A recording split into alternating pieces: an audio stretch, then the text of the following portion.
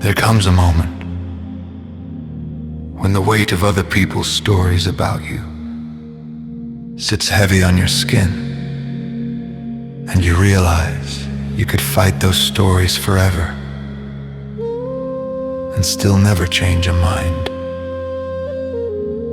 I used to think resistance meant confrontation. Argue the facts, defend the truth, push back, stand firm, shout louder. But I learned, often the hard way, that direct resistance can be a trap, a loop, a treadmill, a place where you burn energy, but go nowhere. People must be free to believe what they choose, that is agency. And if I demand their belief, I violate the very principle I hold sacred. So I have had to say, judge me as you will. Your narrative is yours, my agency is mine. And yes, it is uncomfortable, it is costly,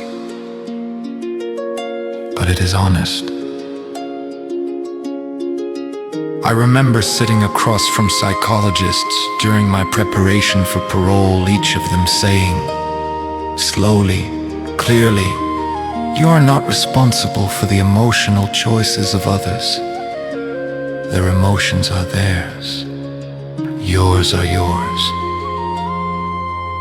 That sentence changed something in me. It released a truth I needed to hear. I cannot carry every narrative spoken about me. I cannot live inside other people's projections. I cannot fight every shadow cast upon my name.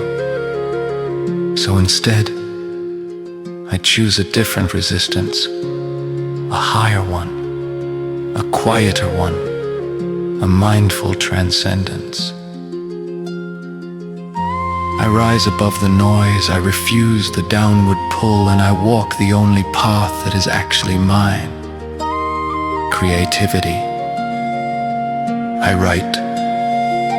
I think, I shape ideas. I let poetry breathe the weight of my lived experience. I let words become my resistance. Not by confrontation, but by creation.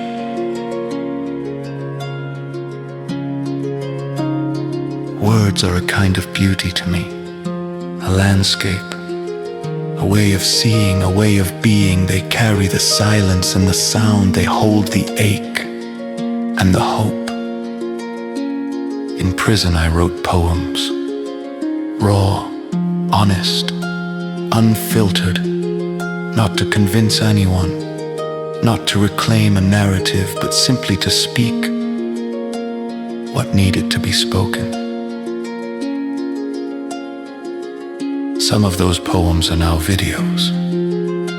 Some live on the page, all a part of the same journey.